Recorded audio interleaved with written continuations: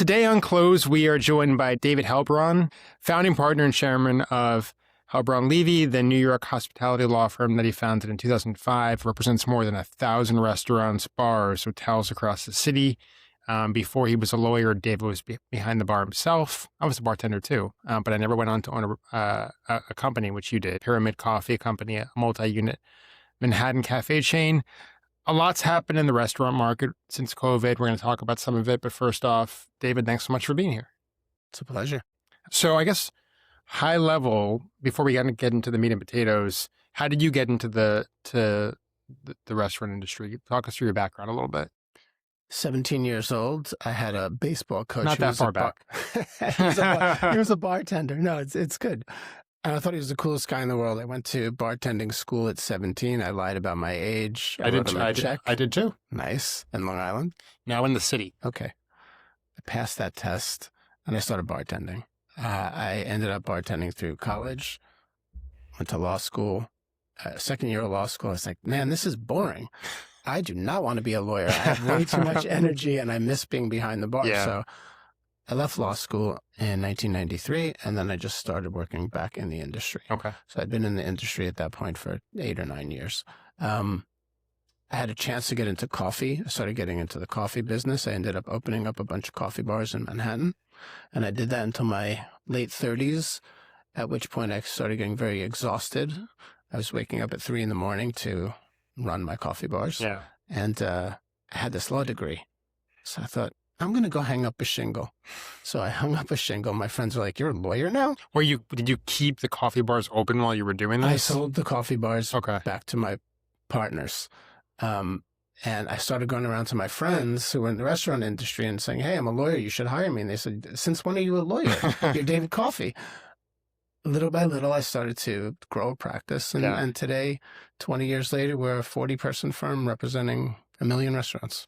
Yeah, that's an awesome story. And I think the cool part is that you got 15 years of the practical experience first, right? Which most lawyers don't get at all. They have an understanding of how the textbooks read and they try to figure out the practical as they go. You inverted it and had like really substantial experience, not just in learning how a restaurant operates, but also developing like an awesome network that you could tap into right away. I'm restaurant to the core. This is my second career. I always say being a lawyer is my second career. Yeah. That's awesome. And then I guess, and also running a business is kind of your third career, but you did that before too. I've been doing that for my whole life. Right. So, I mean, look, we not as many as you, represent some restaurants as well. There are just so many different expenses that go into, and you don't even really realize it until you're kind of in the mix. What do you find right now in the current New York City restaurant market? Proprietors or even chains that are looking to expand or restaurants that are looking to expand their footprint, what are they looking for in space?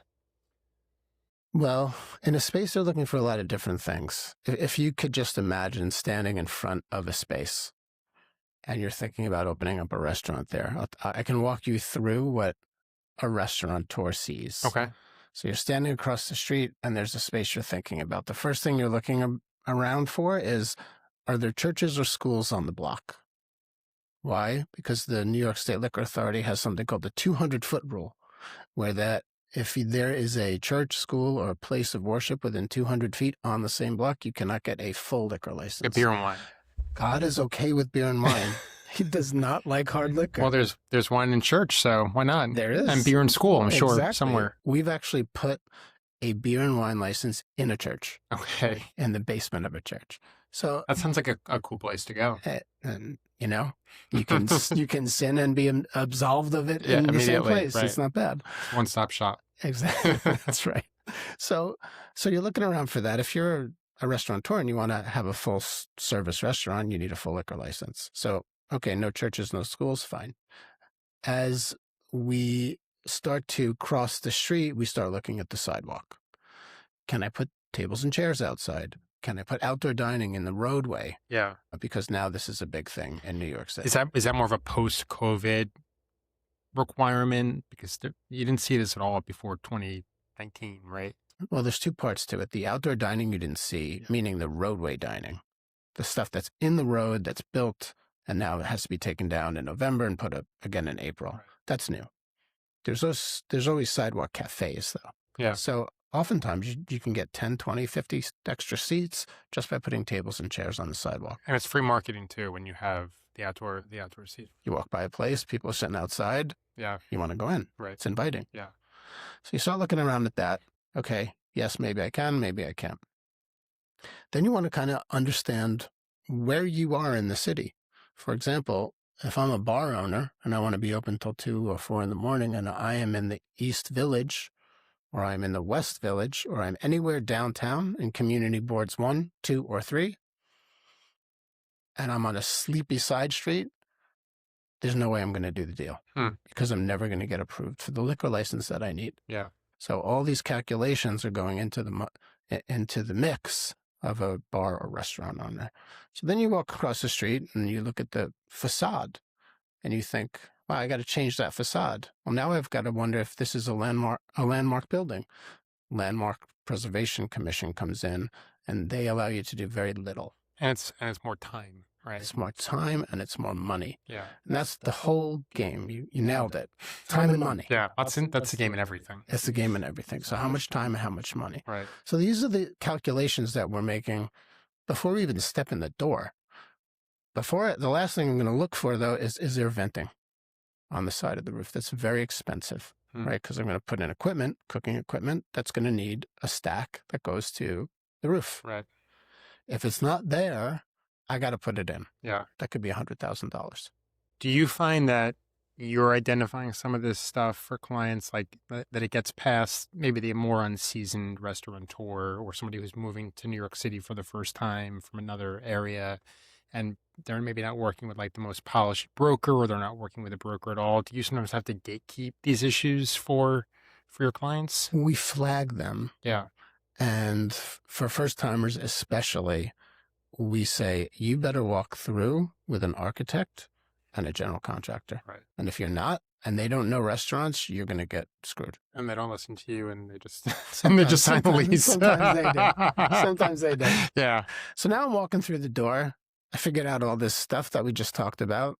And now I'm looking to see, what am I even walking into? There's 2 kinds of spaces that we look at. Yeah.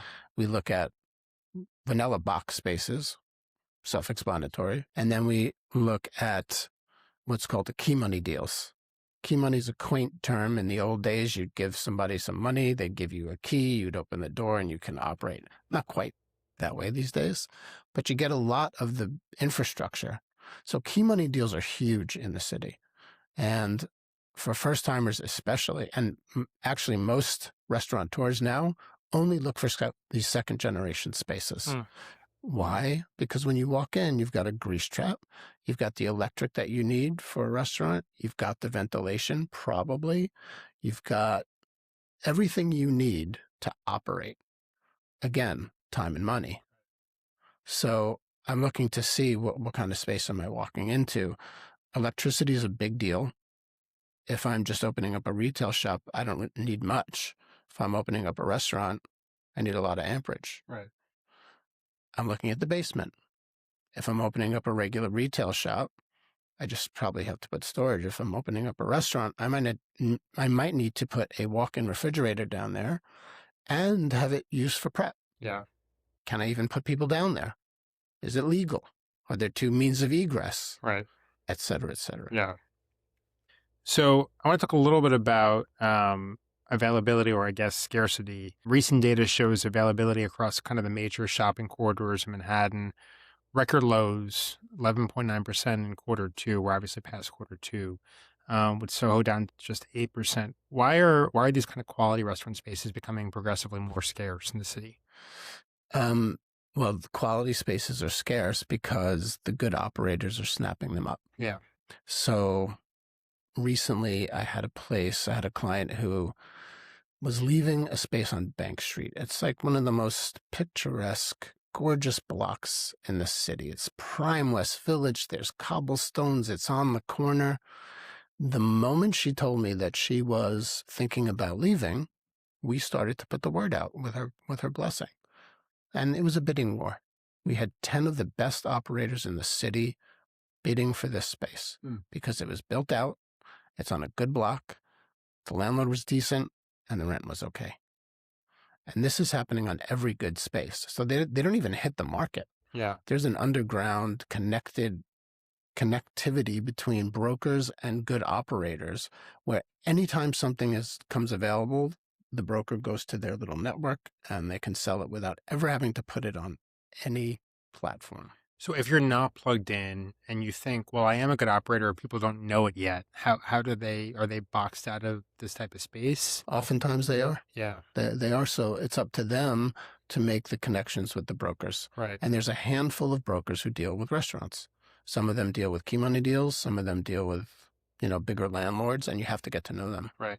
And they are, like everything else, reputation based. So if they place kind of a riskier proposition, even if the operator shows good financials or whatever, but they're just a riskier, newer restaurant, there might be less attractiveness for the broker to kind of vouch for that person or that operator, right? Sure. Yeah. What's a broker's gig?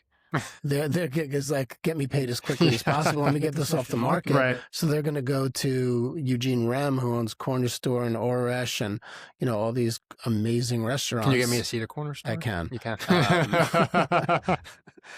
Half of my life is getting people tables in hard to get restaurants. We'll talk about your billable rate for that after the show. No, it's on the arm. But they're going to go to Eugene and say, hey, you want the space? Yeah. And if he likes it, he's going to take it. And the landlord's going to be like, yeah, sure, I'll go with him. Jody and Rita, who own half the West Village, Gabe Stuhlman, blah, blah, blah. Mm-hmm. These guys get first dips. Yeah. Well, like every other business right now, particularly in Manhattan, all types of external pressures being forced on restaurateurs, higher minimum wage, labor trending towards 35 to 40% of revenue. And then on top of that, the last round of tariffs hitting kitchen equipment, food, wine, whatever.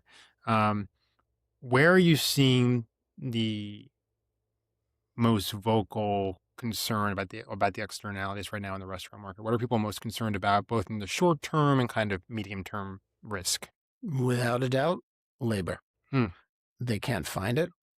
When they find it, it's expensive. And then they get sued all the time. I had a client tell me recently a story. She's like, I just needed a chef. It's a hot restaurant. I needed a chef to come in. She's like, the first guy came in dressed as Liberace. I swear to God, he had sequins. I was like, okay. He was wearing dark glasses. I said, fine, we'll deal with him. And he said, do you mind if I pull up my concerns? She said, yeah, sure, go for it. He said, I don't want to do this and I don't want to do that. I won't work on this day and I won't work on that day. So he's out. Yeah. The next guy came in and he came from a really good restaurant. She said, awesome. Let's bring you in tomorrow. He shows up the next day. She's like, cut some onions for me. She comes back 10 minutes later. The onions weren't cut. How come you can't cut the onions? And he's like, I'm just struggling with it. And she watched him. And this guy, bless his soul, had an OCD issue. He would cut an onion.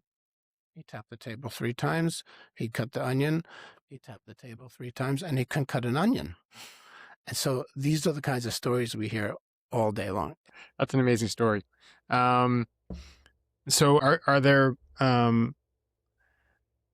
is there some obvious solution to the labor problem? Is it about going out of market and trying to recruit people in other markets to come to New York? What's the solution that you're hearing? There has to be better education. It would be great if there were trade schools that were not $50,000 a year like CIA. Yeah. Where someone can go and just get some basic training. I could teach somebody how to cut an onion. I know how to do that. Really, I don't know how to do much, but I know how to do Life that. skills are important. We'll take it. But there has to be like a trade school where people learn to have front of house skills, back of house skills. Yeah. And it doesn't exist. Right. So you can't just watch The Bear to figure out how to run a restaurant. You can't. But now everybody, and this is also a big complaint in the industry, you'll get a chef who comes and he's a second-year chef, and he's already thinking about the restaurant that he's going to open next year. Yeah. And it used to be you work your way, 5 years, 10 years, you work your way from this station to that station, et cetera, et cetera. And no one's got patience anymore. So people are coming and going and you can't keep anybody and it's impossible. Right. I guess that's just like a symptom of the broader job market with younger people, right? This kind of like ADD approach to working and And not to kind of impugn an entire generation, but it does feel like when I'm talking to people from different industries, that's kind of the overriding concern about the labor force. I think so. Yeah. I think you could say that. You can impugn. I mean not to impugn.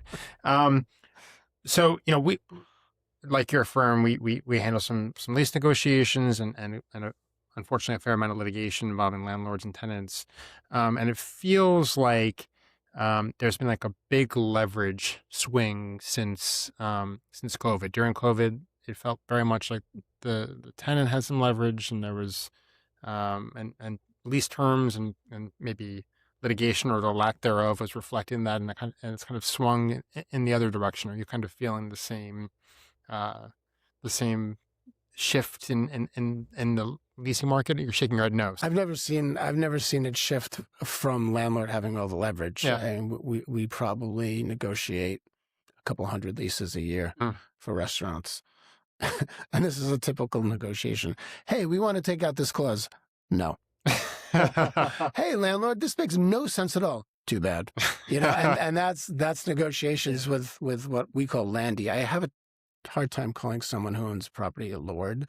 Landlord is a terrible name. It is. I don't know where the hell that came from the medieval times, but so we call them landy in our office. Okay. And do they call you Tenny? No, I hope so. that would be fine. I'd welcome that. Yeah. And what do landlords do for a living? What is their whole purpose in life? It's to make money. Sure. They're not about art. They don't care about the city. They don't care who's actually in their building. They don't care. They care about making money. Well, they care about their balance sheet. Yeah, exactly. Right. Exactly. So they'll do whatever it takes. And now everybody's looking for spaces. And they also feel landlords are still smarting from COVID. They feel like they got taken advantage of by the city, the state, the government, everybody in the world. And so now they're kind of coming back with a vengeance. So there's like this collective consciousness among landlords that we were wrong for a period of years. So now it's our time to kind of make some of that money back, take some of that loss back. We won't make the same mistakes again. Yeah. Yeah, I'm sure they will. Everything's cyclical. Sure, I hope they do. Well, we would be out of jobs if they didn't. So back to the data for a second. I think this is probably not in the higher corridor space that we were talking about, because I know from just experience that like the top restaurants, it's impossible to get a table, much less possible to even see the inside of the restaurant for the busier restaurants like Corner Store that we were talking about before. But 15% of existing restaurants are going to close this year, and there are these massive food halls that are kind of opening for, I don't want to call it the bottom of the market or the middle of the market, but do you see food halls kind of filling a gap for some of these restaurants that are closing? No. No. I think food halls are dead. I think they've been dead for years. God bless the guy who put Shaver Hall together. I know him. He's a beautiful, great man. I don't see the model working. I don't think people care. There's no soul to a food hall, especially in this city when you can go to a restaurant and have an amazingly curated experience. Yeah. Or you can go to a food hall and be like, where am I? What is this? There's no ambiance. And if you look what's happened in Grand Central, if you looked at that's what happened to a lot of the food halls in the city, they're all kind of out of business. Right. So I'm not thinking food halls are coming back. You don't think that, like, look, for me, I can't remember the last time that I've stepped into it. I lived in Williamsburg for a while, and we go to Smorgasburg, and that's probably the last time that Right. that I went to like a quote unquote food hall. It's not really a food hall; it's more of an experience. It is. And that's still doing very well, obviously. It is. I live in Greenpoint. I walk by there all the time. After I went 4 or 5 times, I began to get a little tired of it, but it was great. You don't want to sweat and eat oysters in 104-degree heat? No, that's all. My whole life is just sweating and eating oysters. That's my MO. Nice. For those who know me. You don't think that for maybe the younger generation who cost of living can't necessarily afford like the nicer curated experience, and also who like that kind of, they've grown up with Netflix and all these different subscription models. You don't think that's appealing, the kind of menu of options that food halls offer? No. If I like that you're pushing back on me. This is great. Not at all. When I go to my clients' places, which are all the hottest places, Yeah. they're all 20-somethings that are there. Right. And I always look around and I speak to the owners and I speak to my wife and say, how are these people affording these bills? Right. How can they afford it? But they do. Yeah. And That's where they want to put their disposable income. Exactly. So that's what's happening. They don't want to go to some shitty food hall. Right. They want to go to the corner store and have a great experience and photograph themselves there and tell the world, look at me. Yeah. And so that's fine. Right. Well, we're into that. And then that's one night a month. And then the other 29 of the month, they're ordering Uber Eats.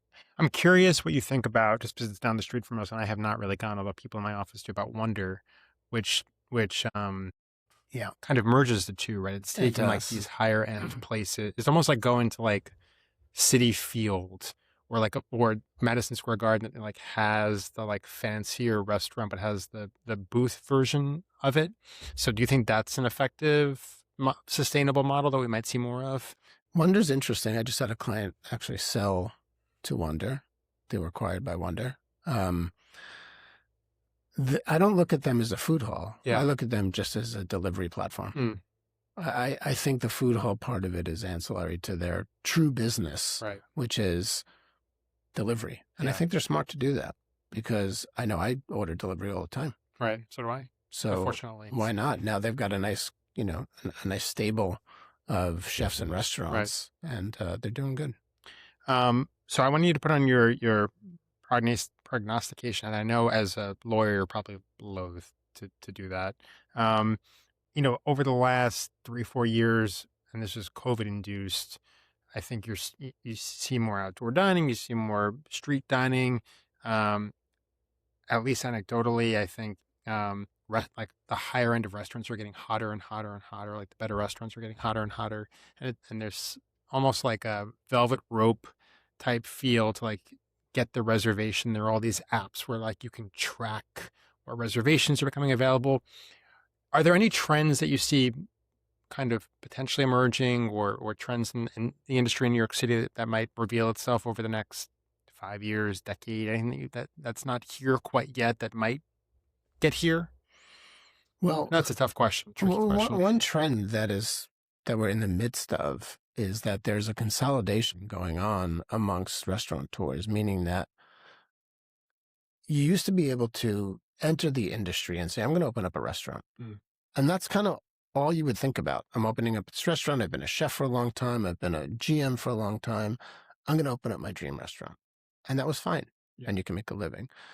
People don't think like that anymore. They come into the industry thinking, I need to be a restaurant group. I need to open up a bunch of different restaurants. I need to get lease deals. Then I need to expand to management deals. Maybe I need to put a CPG product on the market that's a consumer product good, et cetera, et cetera. And they're thinking more like business people, not just a mom and pop mentality. Right. So we're definitely seeing that. I also think you're going to see perhaps the total end of fine dining. I don't think tasting menus will exist. If they do, we'll have a handful of them. People don't like to eat that way anymore. Yeah. And so we're already seeing that happening. Doesn't mean you can't have a nice meal. Doesn't mean that it can't be a beautiful space. I do miss Del Posto's tasting menu, but Del Posto's tasting menu is fantastic. I have actually worked with Mark Ladner, who is the chef there. Yeah. And he's the chef at Babbo now, and he's great. Yeah. But that was a great menu. That was amazing. That was my favorite place to go to. Sit at the bar, have the tasting menu. It was fantastic. Yeah. But do you want to sit at Boulud and have a Danielle and have this tasting menu? Most people don't. Right. They just don't want to do it. Yeah. Interesting. Well, I have to ask you, and you might not want to answer this. What's the best meal you've had in the last year? In New York. I love Thai Diner. I love it. I go there a lot. Yeah. I think Matt and Ann do an amazing job. They're both per se alums. Yeah. So they take that chefy skill to Thai food, which I also love. And I just think it's the best. and it's interesting and it's always fun. I'm a little jaded. I get to go to all these amazing restaurants and eat all these meals, and after a while they kind of blend into one another. But Thai diner always sticks out. All right. Well, we'll have them give you the residuals that result from that promotion. If people want to find out more about your law practice, we have a lot of individuals in the industry who are listening to this. Where should they go? What should they do? They should go to our website, helbraunlevey.com. Levey's got an extra E, Levey. Yeah. You can call us. You can email me, david@helbraunlevey.com. We are all over the industry. We do a lot of education. We do a lot of seminars, a lot of webinars, and we're easily accessible. Awesome. Great. Thank you so much for coming on. This is super interesting. Talk again soon. Thank you.